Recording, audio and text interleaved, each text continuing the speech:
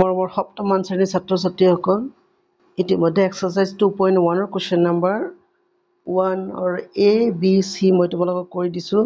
আজি তোমালোকক 2ৰ পৰা যিমান দূৰ পৰা যায় মই কৰি দি আছোঁ, তোমালোকে চাবা। কেৱল কুৱেশ্যন নাম্বাৰ 2ত কি কৈছে তোমালোকক যে মান নিৰ্ণয় কৰা 1/7 আৰু 1/5। এই ৰ কথাটো কি বুজাইছে? ৰ কথাটো তোমালোকক বুজাইছে পূৰণ। তেনেহ'লে তোমালোকে লিখিবা 1 দি চিধা মই কৰি দিছোঁ 1/7 ইনটু 1/5। এতিয়া হ'ল কি তোমালোকৰ কাটা কাটি নাযায়, তলে তলে পূৰণ কৰিবা। 5 7 গুণ 35 আৰু 1 1 গুণ 1। এইটো হৈ গ'ল তোমালোকৰ 1 নম্বৰ আনচাৰ, হয়নে?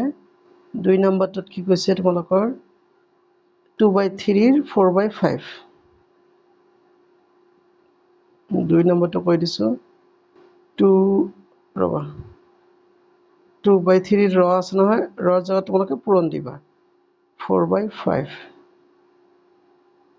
ইয়াতো তোমালোকে তলে ওপৰে কাটিব নোৱাৰিবা, কাটিব নোৱাৰাৰ কাৰণে তলে তলে পূৰণ। 3 5 গুণ 15, ইয়াত 15 লিখিবা আৰু 2 4 গুণ 8। এইটো হৈ গ'ল তোমালোকৰ 2 নম্বৰ। 3 নম্বৰত কি কৈছে বাৰু 7/5 15/14।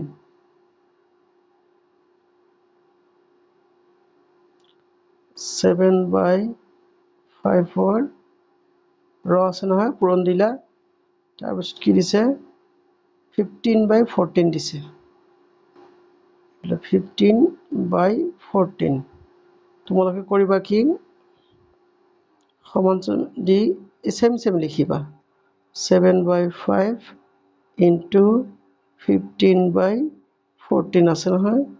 এতিয়া তোমালোকে কাটা কাটি কৰিবা 5 1 গুণ 5, 5 3 গুণ 15, বোলে 7 1 গুণ 7, 7 2 গুণ 14। তাৰপিছত এতিয়া তোমালোকে বাকীখিনি কেলকুলেট কৰিবা। ইকুৱেল টু দিয়াৰ পিছত তলত কি আছে 1 2 গুণ 2, ওপৰত আছে 1 3 গুণ 3। তেনেহ'লে ওপৰতটো ডাঙৰ তলতটো সৰু, এইবিলাকক কোৱা হয় অপ্ৰকৃত ভগ্নাংশ। তেনেহ'লে 3ক তোমালোকে 2 দি হৰণ কৰা, 2 1 গুণ 2, বাকী থাকিল 1। লিখিবা এইবাৰ যিমান বাৰ গৈছে তাতে একবাৰ গৈছে ইয়াত, বাকী আছে 1 ইয়াত, 2 দি হৰণ কৰিছে 2, গতিকে হৈ গ'ল এইটো তোমাৰ আনচাৰ। নেক্সট তোমালোকক কি কৈ দিছে 2 mix 3/4 3/22। কুৱেশ্যন নম্বৰ 4টো কৈ দিছোঁ। কুৱেশ্যন নম্বৰ 4 এনেকৈ আছে 2 mix 3/4 ৰ আছে নহয়, ৰত পূৰণ দিয়া। তাৰপিছত কি দিছিলে আৰু 3/22।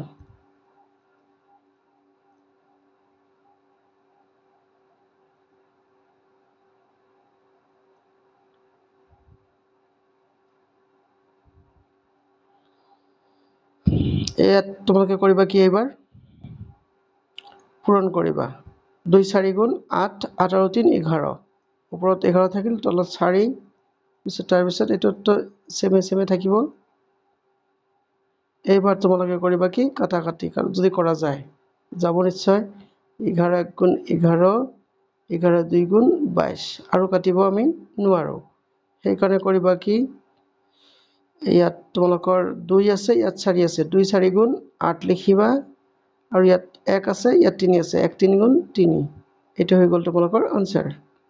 নেক্সট তোমালোকৰ আছিল কি চাই দিছোঁ 5 নম্বৰটো 15 7/30।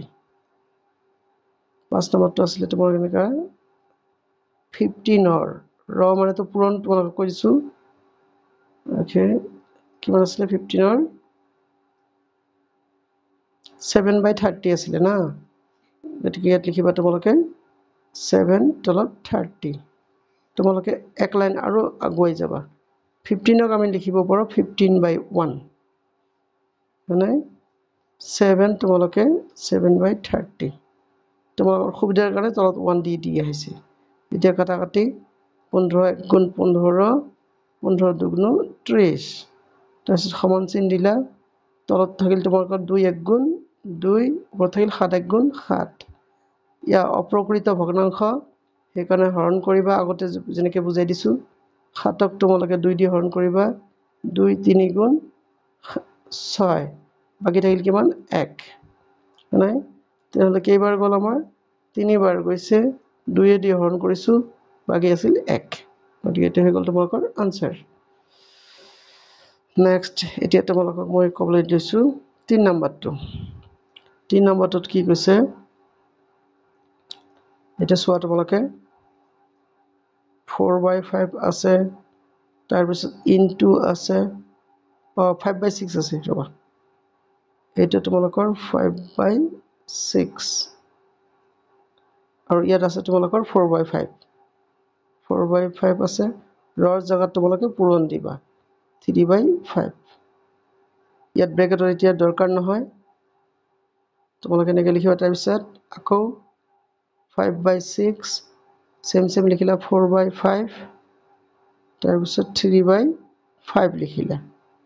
লিখিলা নহয় এবাৰ আমি কাটাকাটি কৰিম বা ক্যালকুলেশন কৰিম এই ওপৰ 5 5 1 গুণ 5 আকৌ 5 1 গুণ 5 গল নহয় তাৰ পিছত এবাৰ কৰিবা কি তোমালোকে 3 1 গুণ 3 3 2 গুণ 6 নাই আকৌ 2 কাটা তোমালোকে 2 1 গুণ 2 2 2 গুণ 4 এতিয়া চাইছা তোমালোকে কি আছে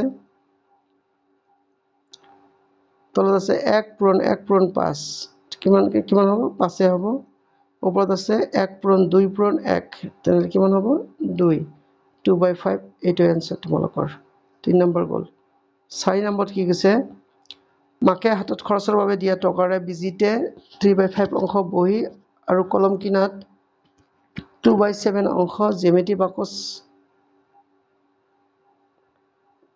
বাকস কিনাত আৰু বাকি অংশ জমা ৰাখিলে বিজিতৰ হাতত কিমান টকা জমা থাকিল তোমালোকে এটো সিধাই কৰিবা আচ্ছা এনেকে কৰিবা তোমালোকৰ 4 নম্বৰ এনেকে দিয়াৰ পিছত 4 নম্বৰ নে 5 নম্বৰ এইটো 4 নম্বৰ বাট আছে না 4 নম্বৰটো মই কৰি দিছো ৰবা 4 নম্বৰটোত আছিল তোমালোকৰ এনেকা 4/5 ৰ 3/8 আৰু 5/9 ৰ 3/10 নিৰ্ণয় কৰি কোনটো সৰু উলিওৱা আচ্ছা আমি উলিয়াম ফাৰ্ষ্টত 1 নম্বৰটোত কি দিছে বাৰু 1 নম্বৰটো দিছে 4/5 ৰ 3/8 তেনে লিখিবা তোমালোকে 4/5 ৰ মানে ইনটু 3/8 তোমালোকে লিখিলা নেক্সট লাইন আকৌ এবাৰ লিখিলা তোমালোকে 4/5 ইনটু 3/8 লিখাৰ পিছত এবাৰ কাটাকাটি কৰিবা 4 1 গুণ 4 4 2 গুণ 8 হয়নে তাৰ পিছত এবাৰ কৰিবা কি তোমালোকে তলত 2 5 গুণ 10 এই 2 আৰু এই 5 পূৰণ কৰিছে কিন্তু আৰু ওপৰত 3 1 গুণ 3 গতিকে 3/10 এটাৰ आंसर 2 নম্বৰটোত কি আছিল হেতু আমি কৰো তাৰ পিছতে বাকি কামবিলাক কৰিম 2 নম্বৰটোত আছিল 5/9 ৰ 3/10 5/9 ৰ মানে পূৰণ 3/10 নাই আকৌ সেম লাইন লিখিবা তোমালোকে 5/9 ইনটু 3/10 লিখিলা লিখাৰ পিছত তোমালোকে এবাৰ কাটাকাটি কৰিবা 5 1 গুণ 5 5 2 গুণ 10 3 1 গুণ 3 3 3 কে 9 এবাৰ তোমালোকে কৰিবা কি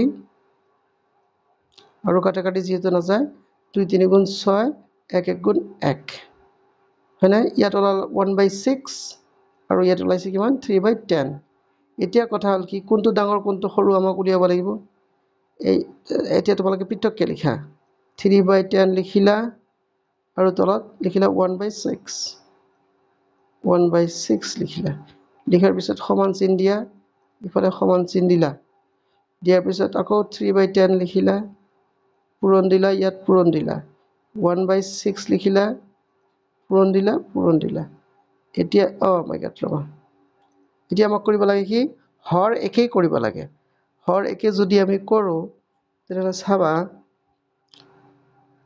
ইয়াক যদি মই 3 দি পূৰণ কৰো ইয়াকো 3 দি পূৰণ কৰিব লাগিব ইয়াত যদি মই 5 দি পূৰণ কৰো ইয়াকো 5 দি পূৰণ কৰিম কিয় কৰি আছো তোমালোকে চাবা ওপৰত ইয়াৰ ৰিজাল্ট কিমান হল 3 3 কে 9 আৰু 3 10 30 আৰু ইয়াত থাকিল তোমালোকৰ 5 1 গুণ 5 আৰু 5 6 গুণ 30 তেনেহ'লে তোমালোকে লক্ষ্য কৰিব পাৰিছা ইয়াতো 30 আছে ইয়াতো 30 আছে কিন্তু ইয়াত আছে 9 আৰু ইয়াত আছে 5 হয়নে তেনেহ'লে কোনটো ডাঙৰ 9 ডাঙৰ 9 ডাঙৰ মানে কি ডাঙৰ হ'ব 9 ডাঙৰ মানে 3/10 ডাঙৰ তেতিয়াহ'লে আমাৰ 3/10 ডাঙৰ তাৰমানে 1 নম্বৰত আমাৰ যিটো এনসাৰ আছিল 1 নম্বৰ যেটো আছিল 3/10 সেইটো ডাঙৰ হ'ল কাটকে 2 নম্বৰ যেটো এনসাৰ আছিল 1/6 হেতুতকৈ গতিকে এইটো এনসাৰ তোমালোকে চাবা লাইক কমেন্ট শেয়াৰ কৰিবা আৰু পাৰিলে চেনেলটো সাবস্ক্ৰাইব কৰিবা যেটো নোৱাৰিবা হেতু কমেন্টত তোমালোকে লিখিবা মই তোমালোকক বুজাই দিবলৈ চেষ্টা